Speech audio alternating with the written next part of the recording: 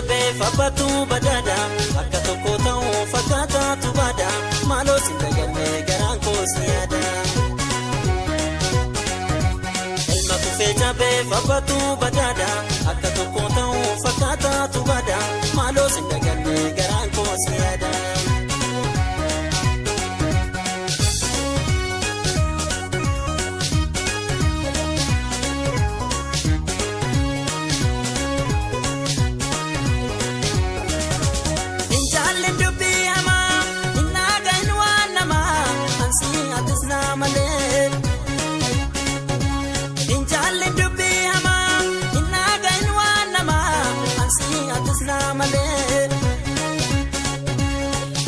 Kun jijjiiramu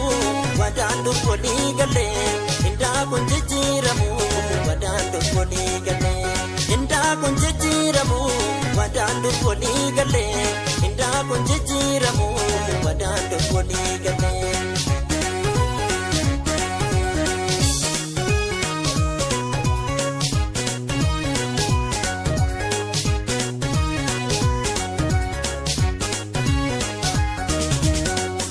Ya dadi dadi dadi talao laga shamare garan jalate arraisa tansinaga shamare garan jalate arraisa tansinaga ya bada ya dadi dadi mafsi salfatani intala roboda janna undino si jannatani intala roboda janna undino si jannatani ya bada ya dadi Daddy kukulone yete Osuma daddy farsu lafti ite na parite Osuma daddy farsu lafti ite na parite Ya bada ya daddy talao lagam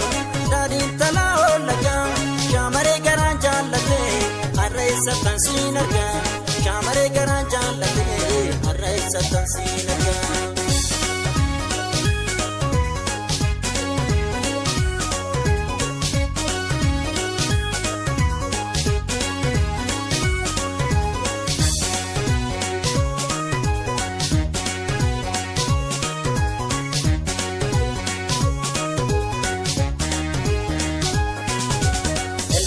Cabee fabbatu badada akka tokko ta'uu fakkaataatu bada maaloo si dagallee garaan koo si yaada.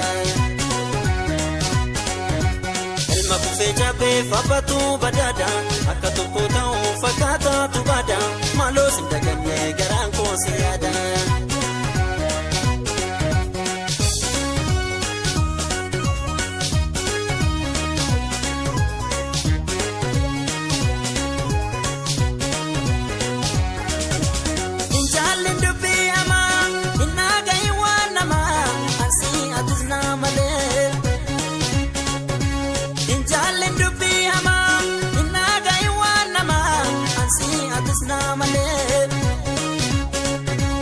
Indaa kun jijjiiramu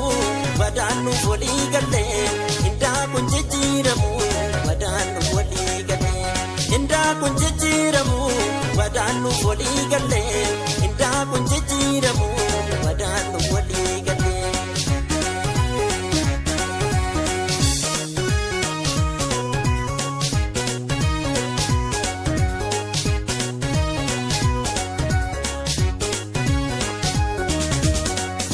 Ya dadi talao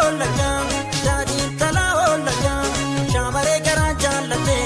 arraisa tansinaga shamare garan jalate